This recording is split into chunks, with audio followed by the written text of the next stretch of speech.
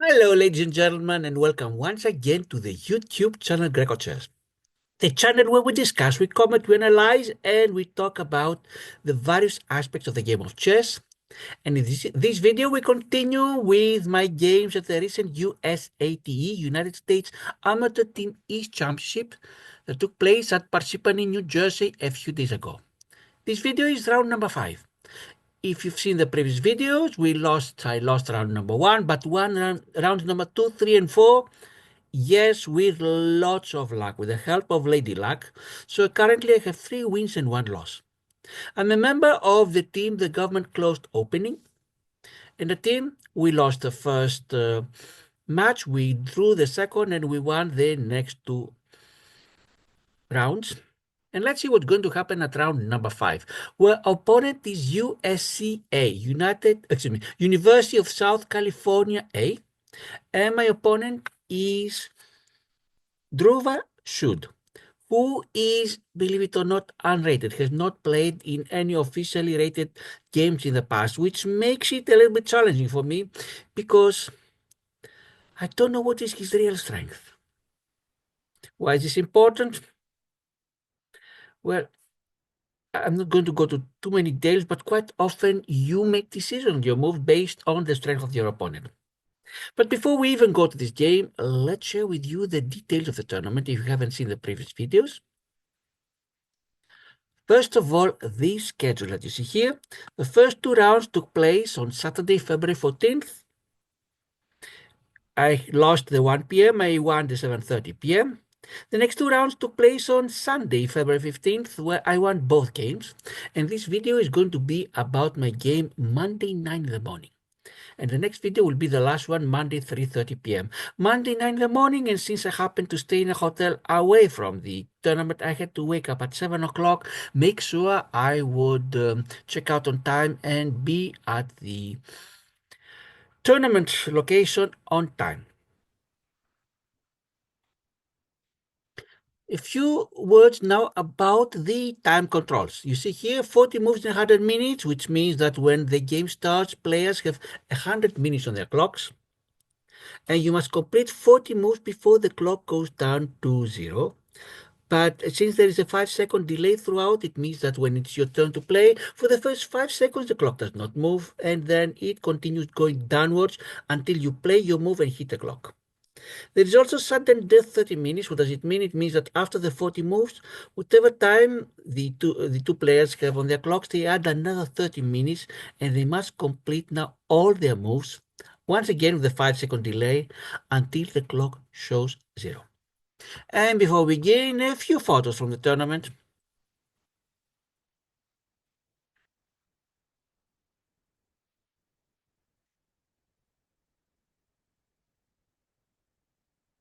And let me share the screen, the first photo with you. It is a team. We wearing the t-shirts, the Gov't Closed Opening that we prepared exactly for this tournament. From right to left, right is the board 1 of a team, Brian Lawson.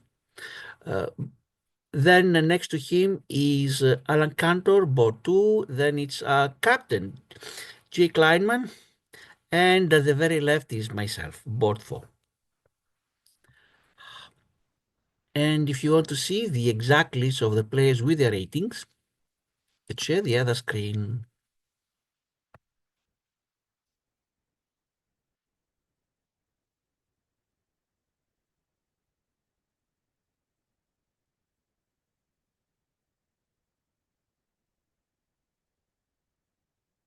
Here we are. You see that Brian Lawson are board number 1 has rating of 2000, and so does Alan Cantor of board number 2. Captain Jay Kleinman, board number 3, has rating of 1814, and myself, I have 1551. These are the January ratings that the ones that I used. My rating in the meantime has gone officially. My February rating is 1631. Unofficially, after a couple of not so good tournaments, went down a little bit to 1604. What other photos do we have to show for you?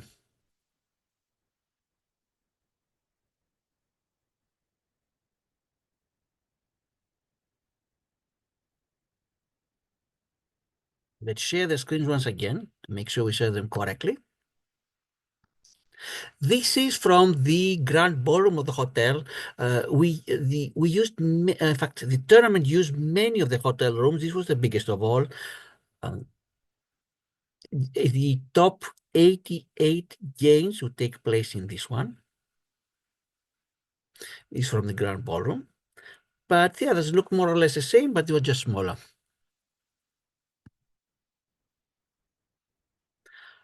One more photo is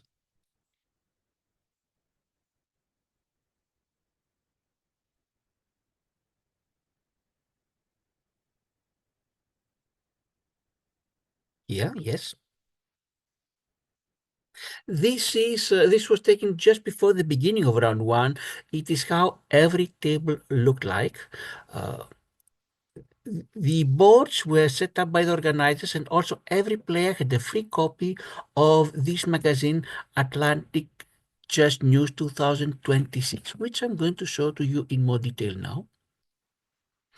It is exactly this magazine here, Atlantic Chess News 2026, with lots of games and articles about games from the New Jersey scene and announcements of the future tournaments that will take place in New Jersey. And thank you very much, organizers, for giving us this free issue of your magazine. And one more photo. It is the lectern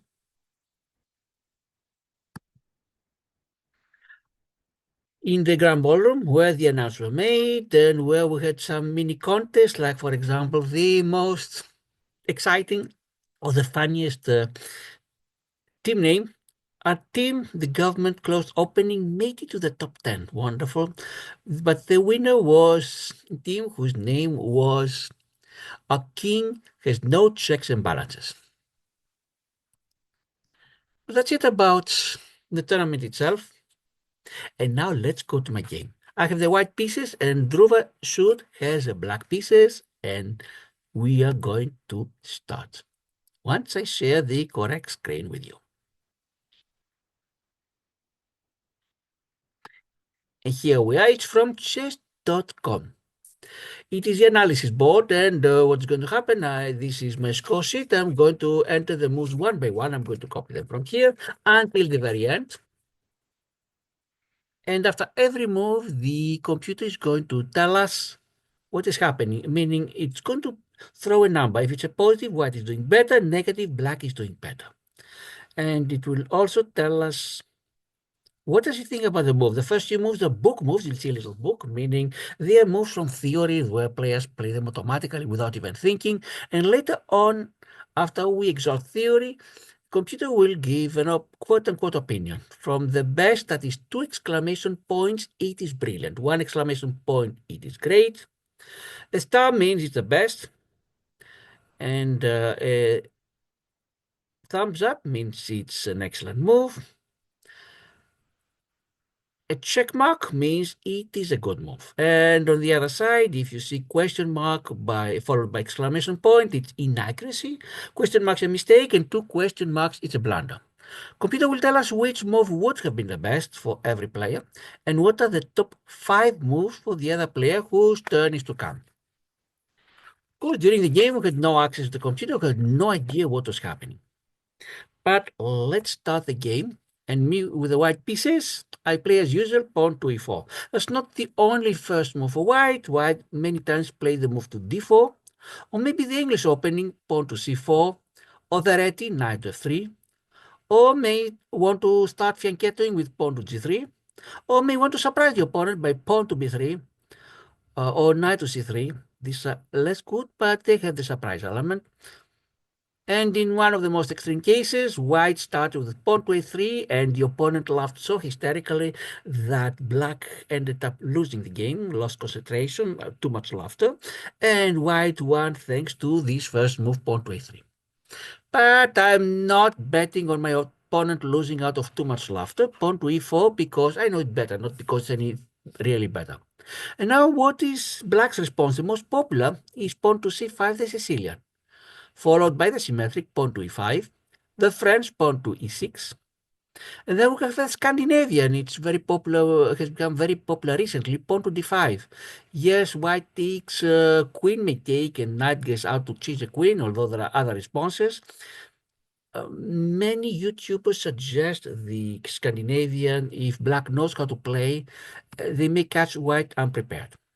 Other option is the Aliahin defense, knight f6, or the perk that pawn goes to d6. Sometimes you can even play the Owen defense, pawn to b6. But my opponent went with a symmetric case, pawn to e5, and then I continue. The user waits for white's second move, not the only one, but the most popular, knight to f3. My opponent, Dhruva, places his knight on c6, and these are very standard moves. Third move for white, white has options. The Spanish Rui Lopez sends bishop to b5. The Italian sends a bishop to c4. There are other options. You may even try to push your pawn to c3 to control the square d4. But I'm going for the Scots, pawn to d4, which Kasparov liked, the former world champion and one of the strongest players ever. And now, what can black do? The most common move is pawn takes on d4. But black sometimes may play a very tricky move, knight to d4, because if white takes on e5, queen goes to g5, and believe it or not, black is almost winning here. But if white plays carefully, then black doesn't have this winning combination. But my opponent, Dhruva, just took the pawn on d4. And now, if I want to go along the Scots line, the Scots game that you see here, my next move is to take the pawn, and then black should not take the knight, but should either place the knight on f6 or the bishop on c5. But instead of doing anything like that, I went for the surprise. Bishop to c4, the Scots gambit. See here, Scots game, Scots gambit. This is very tricky. If black knows how to defend, white is no advantage, but black may be caught by surprise. If you've seen a previous video, very recently, I won a rated game in only 12 moves, checkmate in 12 moves, because I caught black by surprise. What's going to happen now? Dhruva has not played any rated games. Have no idea how strong or how weak he is. Will he know how to defend? Because if he knows, there are responses automatically, starting with the knight on f6. Then there are many moves. Pawn goes to e5, pawn to d5, bishop to b5. Almost more or less the first 10 moves are well known. What did Dhruva play? He played what you see here is the best move, says the computer, bishop to b4 check. I don't think it's the best. It's a book move. You don't lose the game, but you have to be even more prepared. Because for white, there are standard answers, pawn to c3. And Dhruva will take the pawn. We finish 5 moves. What is the score? I'm ahead by 0.13, almost nothing. 6 move, I can take the pawn back, and because of the knight on b1, I don't have to worry about bishop taking on c3, check and fork, and then taking my rook, because if bishop goes to 3, I'm just going to take it back with my knight. And of course, Dhruva is not going to do it. Instead, he's going to save the bishop, but where? There is a very tricky move, meaning a very disastrous move for black if they don't know what they're doing and they try to find over the board. If by any chance they put their bishop on e7, queen goes to d5, and black either needs to lose the bishop or it checkmate next move, queen to f7. If bishop goes to c5, white bishop goes to 7 check, queen goes to d5 check, white wins the bishop and took the pawn back and has a very strong attack. But Dhruva, after thinking a lot, meaning he was not prepared, had not memorized, but he was able to find the correct answer, sends the bishop to a5. Now, if that was a blitz game and my opponent was not prepared, I could run they would run out of time trying to find the correct move. But since we had 100 minutes, Dhruva could afford to spend quite a lot of time, find the correct moves, and fight the game. The question is, will he always be able to find the correct moves? All you need is one slip, and I could win. And when I saw that Dhruva took a lot of time to find the correct moves, I started having some hope. Let's continue. This was the last of the book moves, and now I see that the opening didn't give me too much of a surprise. Just Dhruva had to spend more time than me in finding the correct moves. Now I go with kingside castling.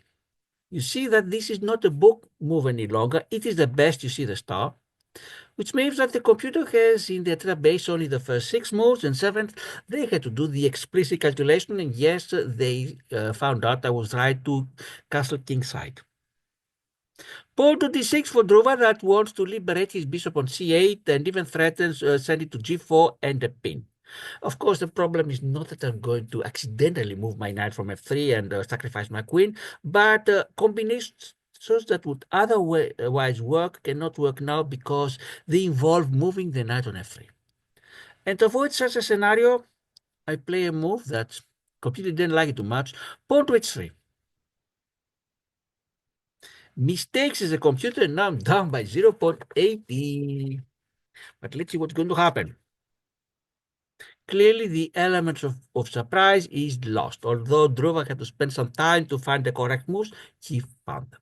He says now his pawn to h6 imitates me, so I cannot send any bishop or knight on g5. Good is a computer.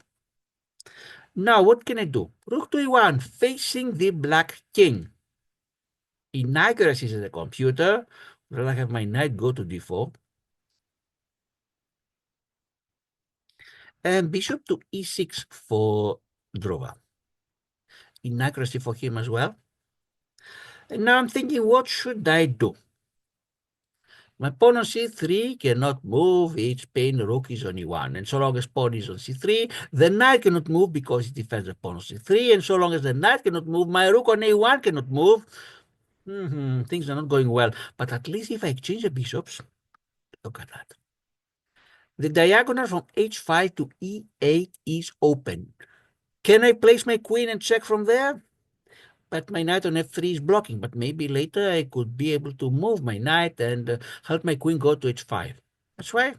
Let's exchange bishops. Now, okay, either way, rather don't have to worry about the pin on g4. We finished 10 moves. What is the score? Dhruva is ahead by 0.59. Not only I couldn't surprise my opponent, I'm now behind after only 10 moves. But game continues. Nothing has been determined yet. Anything can happen. Knight goes to d4 for me. I want to attack the pawn on e6 and also perhaps if I exchange on c6, double Dhruva's pawns. But Dhruva instead will take my knight with his knight. And now what can I do? That I have to take it back clearly. Great moves as a computer. Of course, I cannot use my pawn because then I'll lose my rook on e1. Fortunately, I can take it another way. Queen goes to d4. Queen is nicely located in the center and also threatens the pawn on g7. Look at that. If Dhruva doesn't see it and plays, for example, pawn to c6, then I win the pawn and threaten the rook. But Dhruva saw it. And he decided to defend it not the way that the computer wants, queen to d7, but the fifth best move, pawn to e5. And computer is going to say that this is a mistake. Why? When Dhruva played that move, I was thinking, what should I do now? And the nice move that came to my mind is, what if I check from a4? Look what's going to happen. I attack simultaneously the king on e8 and the bishop on a5. Usually in such cases, if there is a knight on b8, black replies by sending the knight to c6 and defends the bishop and covers the check. But now there is no knight on b8 that can go to c6. I played the move, but Dhruva had one move. I had seen that this move existed, was hoping he wouldn't find it, but he found it. Pawn goes to c6. Look what's happening now. Both the check is blocked, and also the queen on d8 defends the bishop on a5. That's why the computer says it's a great move. In fact, it's the only move for black. This kind of great moves, when I have to play, I hate them because it means that I play not because I love the move, but because every other move is a disaster. And that's what Dhruva had to face. Good for him, he found it. And since I don't think he was prepared for this opening, great for him that he was able to come up on his own with the best moves until now. What should I do? Let's develop what we can. I cannot move the knight, I lose the pawn, I cannot move the pawn, I lose my rook. My queen's already developed. What else remains? My bishop on c1, but send it where? g5, f4, forget it, a3, d2, I'm not sure what can happen. Send it to a3 and attacking the bishop, the pawn on d6.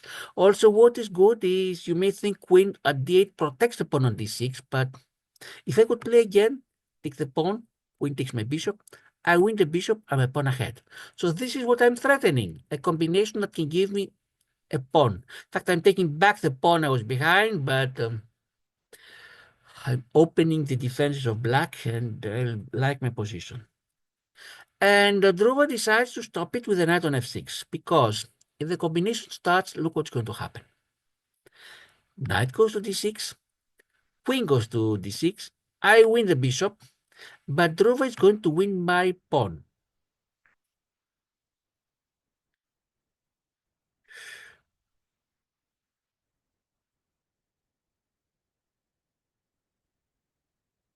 Nope, he cannot win the pawn because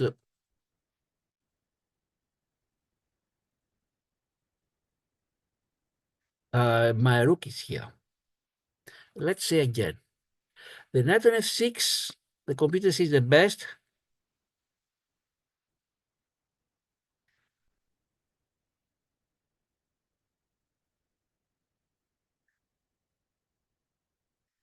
No, I can still win the pawn. Let's go again because I think I messed up before.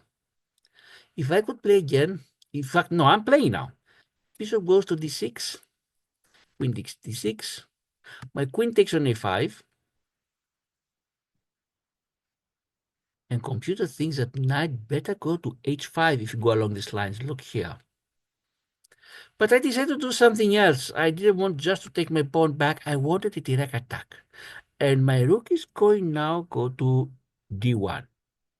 Now I have even stronger threat on d6. We're not talking just about getting a pawn back, but if I could play again, my knight goes to d6,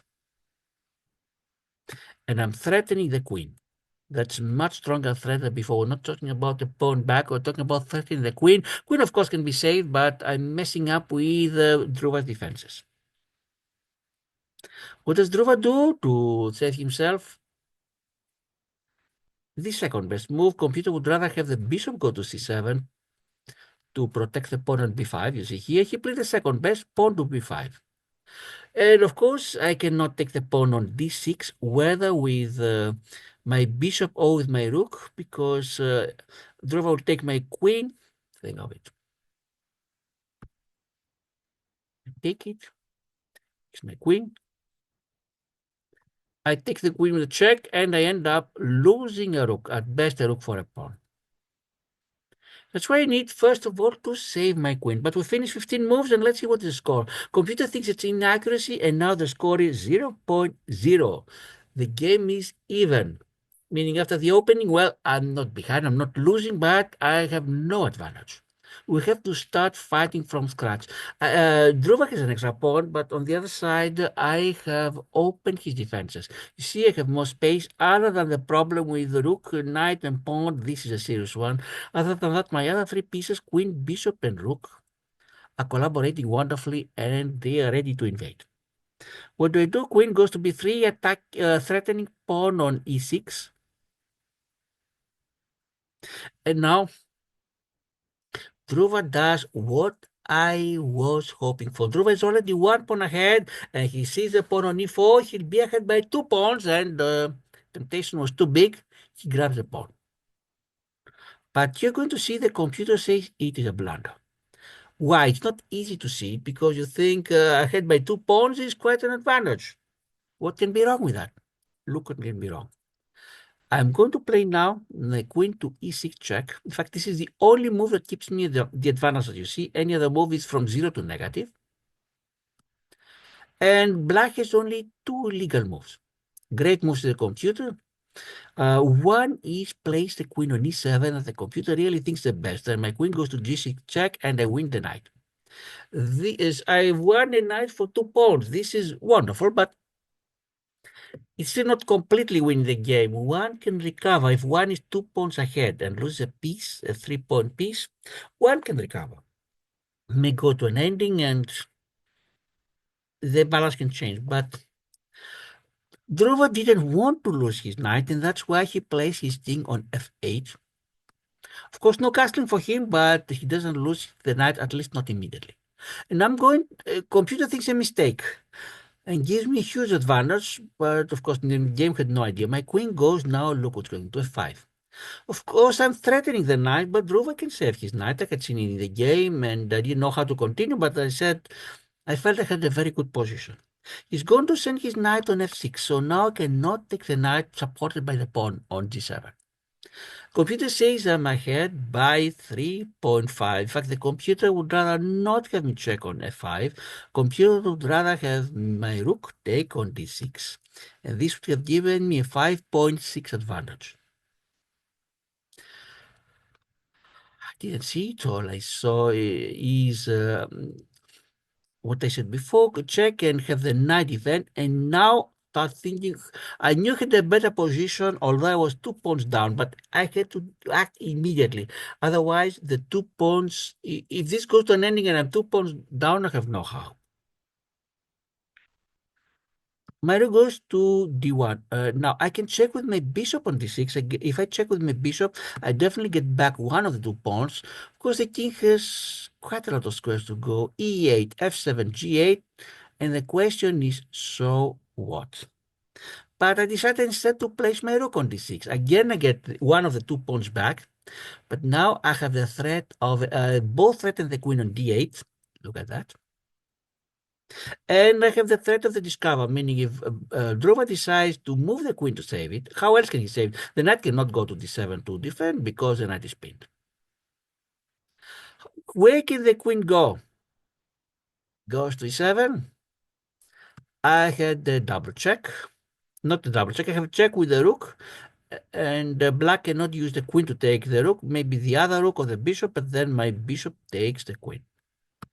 Where else can the queen go? Goes to e8. Similarly, my rook can go to e6 and win the queen.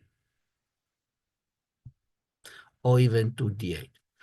Where else can the queen go? If it goes to any of c7 or c8, the rook goes to c6. Goes to b6, rook goes to c6. If it goes to b8, rook goes to d8. No matter where the queen goes, I'm going to win the queen. The question is by how much. I'm down by 1 pawn and better win the queen with as little loss as possible. I don't want to spend all my remaining pieces just to win the queen. In fact, a long time ago, I saw that my best combination was sacrifice my queen, but I won too much material in return, and no surprise, I end up winning the game. What is Dhruva going to do? Sends his queen to d7. Now, how can I win the queen? There are two ways to win it. One is send the rook on d8 to have a double check. Another one is knight goes to f6. Again, double check. These are the best ways. Computer also is thinking about rook to d7, but I played what the computer thinks the best. Rook to f6 with a check. Of course, the queen cannot take it because of the pin. Computer says it's a great move, but black can take it. Dhruva took it with his pawn. And that's what he should do. Computer would rather have the king go to e8. I'm surprised. And now I'm winning the queen.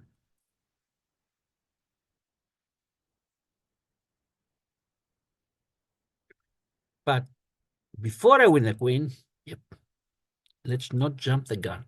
I decided the best way to continue is put my queen on f6. I win the pawn before I win the queen. And the queen cannot take it back because it's pinned by my bishop.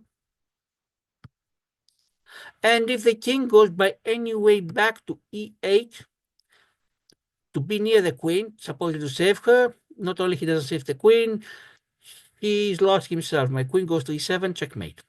And black has only one more legal move, queen to g8. And that is what Dhruva did, queen to g8. But this means I win a queen. And I lost very little in exchange. I lost only an exchange to win the queen.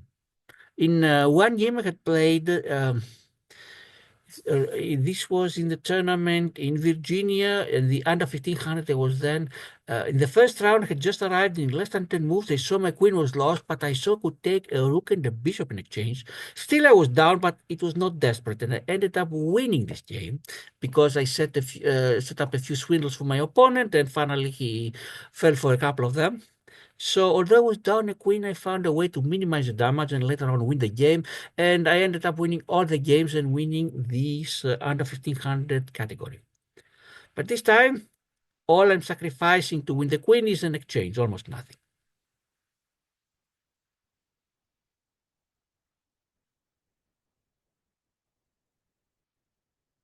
And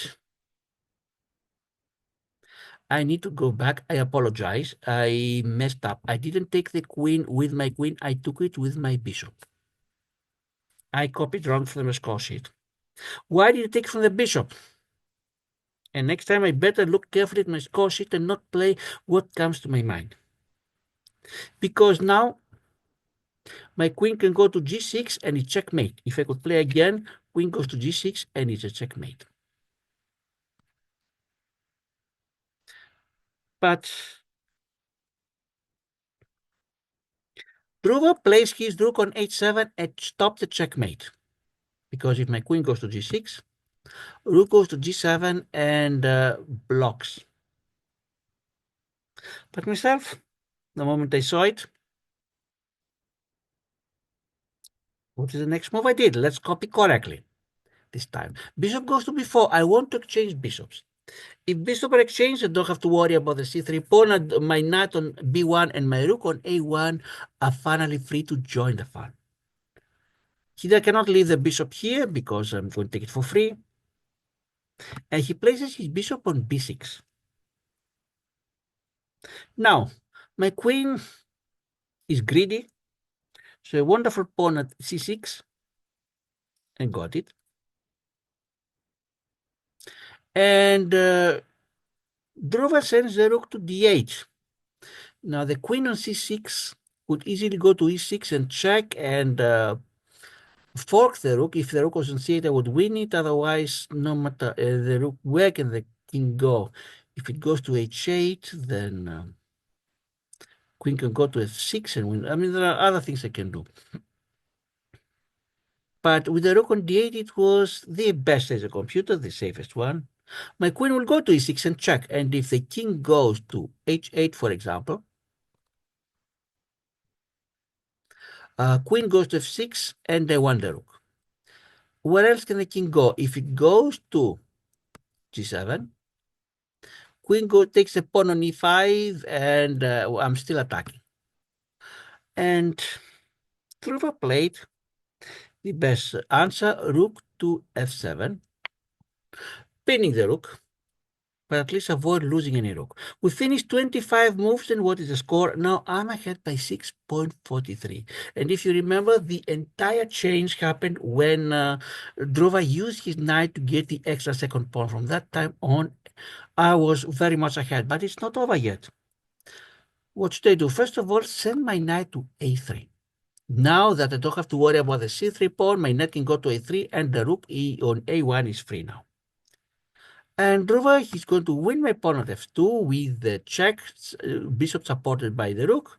And my king has only two squares, h1 and h2, and I decide what the computer thinks the best. I had no idea it was the best, and I'm not even sure why this is the best, but king goes to h1. Bishop goes to g3, and this is very, very tricky. Because if a rook lands on the first row, and if my rook is not on a1, it is checkmate.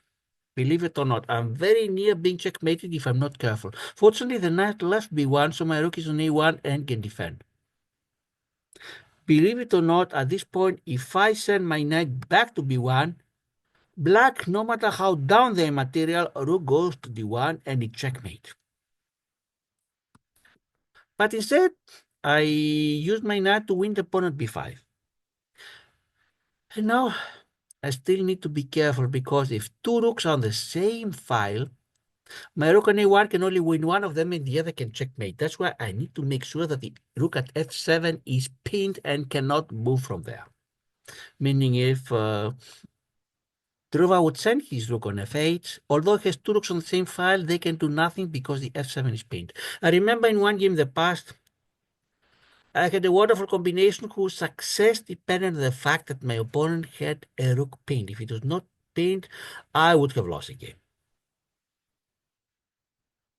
Let's continue. Pawn to e4, so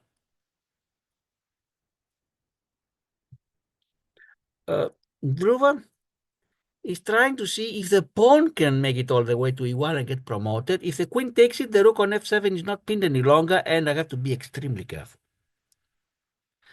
My knight will go to d6 to block the rook on d8, threaten the rook on f7, and you see now that I'm near winning at least exchange because we have knight and queen threatening the rook at f7, which is defended only by the king. If rook takes, of course, my bishop will take the rook. So Dhruva, in order not to lose even more material, decides to use his bishop on g3 to win my knight on d6. Well, I don't have any net material win, but at this point, any exchange is good for me. I'm going to use my bishop to take back, clearly, of course, not my queen. And I don't have to worry about the bishop on g3 blocking h2 and the rook on the first rank checkmating. I do have to worry about the e4 pawn, but if I'm not careless, I think I can stop it. King to g7 and rook on f7 is not pinned any longer. We finished 30 moves and my advantage is 12.7. It's an enormous one. I have to be very unlucky, very careless not to win from here. Bishop to e5 with a check. King goes to f8.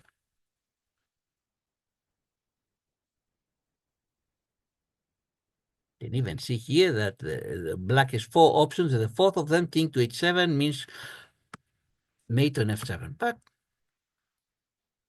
Dhruva sends his king to f8. My queen goes to h6. Let's win another pawn, as many pawns as we can. Check. King goes to e7.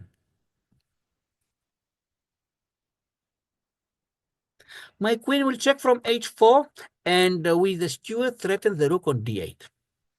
So king needs to be near the d8 rook. King goes to e8. And now I'm winning the, and now you see m14 for the first time, computer can find all the way until mate. If I play carefully, in 14 moves at most, I have checkmated. What I saw is chance to win the pawn on e4, so don't have to worry that this pawn could promote. Black has only one pawn left at a7, and it's also blocked by my pawn on a2, and is way down material. The chances that black can surprise me are very low, but I had pity to that.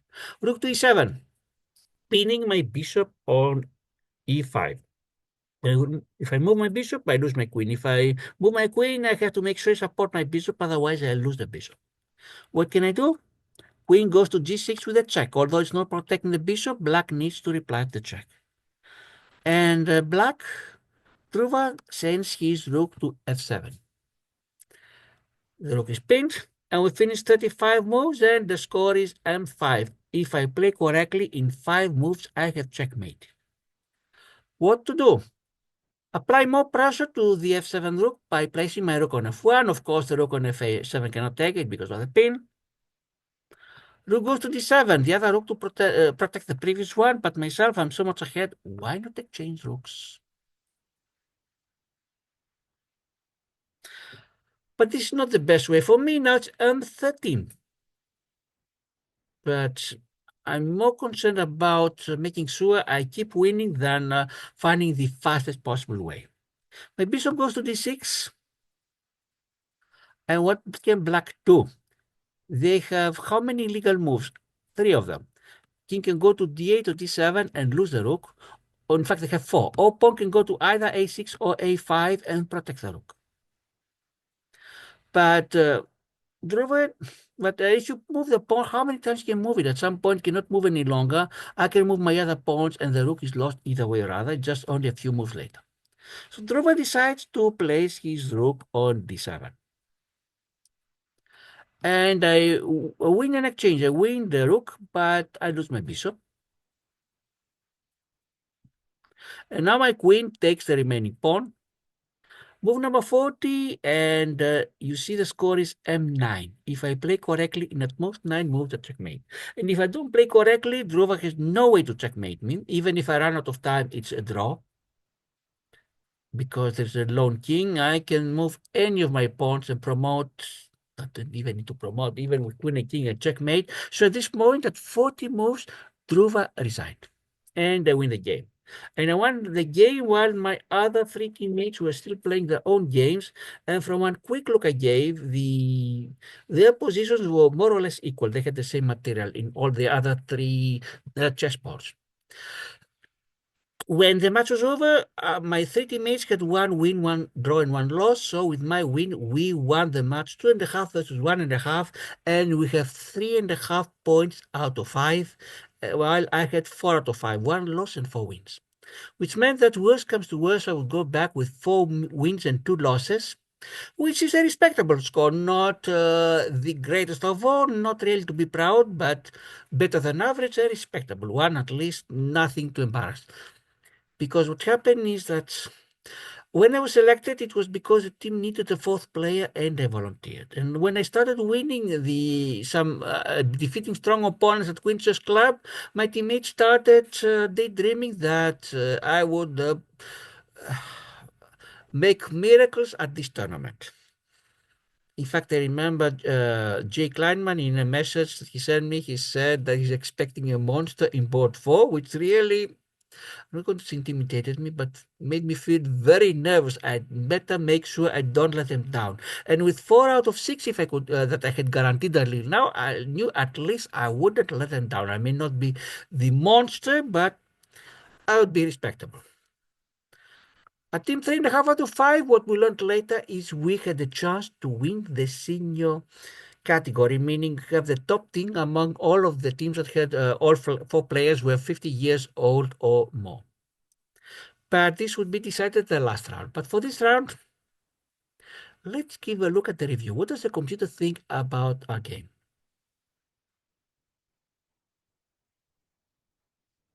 See here, at some points, my score went way up, and it was from the moment that the knight took on e4, and from the moment that my opponent decided to keep the knight by sending the knight to f6 after I checked. My accuracy was 87.7, and Dhruva's was 80.2. No brilliant moves. I had 3 great, Dhruva had 2. 6 book moves each of us. Best 17 versus 13 for me. Excellent 9 versus 7 for Dhruva. I had 3 good moves. Inaccuracies. 1 for me, 6 for Dhruva. Mistakes. 1 for me, 2 for Dhruva.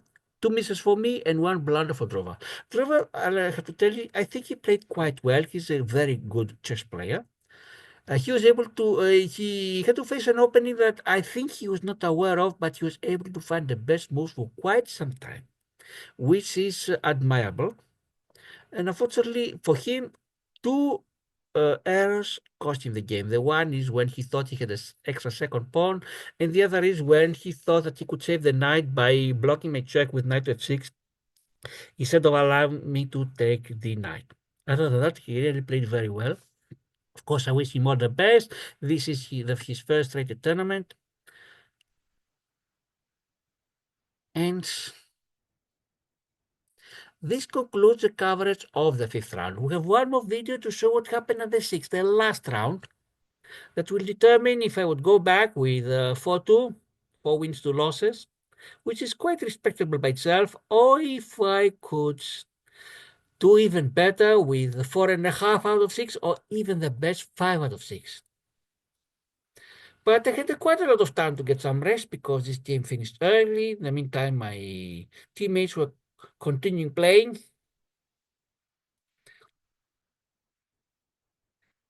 And I had to prepare myself to be ready for the 3:30 last round game. How would they do? How did the team do? You'll find out in the next video. For now, I'd like to thank all of you for watching it. To the subscribers, and if you have not yet subscribed, please consider doing so. All you need to do is click the appropriate button, to the comments and the likes. And I hope you've learned something from that. I'm trying to explain my thoughts as much as possible. Yes, I'm not a grandmaster, so don't expect my thoughts to reach that level. There could be many mistakes in my thoughts. Some grandmasters may even laugh at my thoughts and may be completely wrong, but I hope that for most of you, this is very helpful. Try to learn and to apply whatever you can. This is my Greco Chess channel. I'm Harilas Eniziris, and to all of you, goodbye.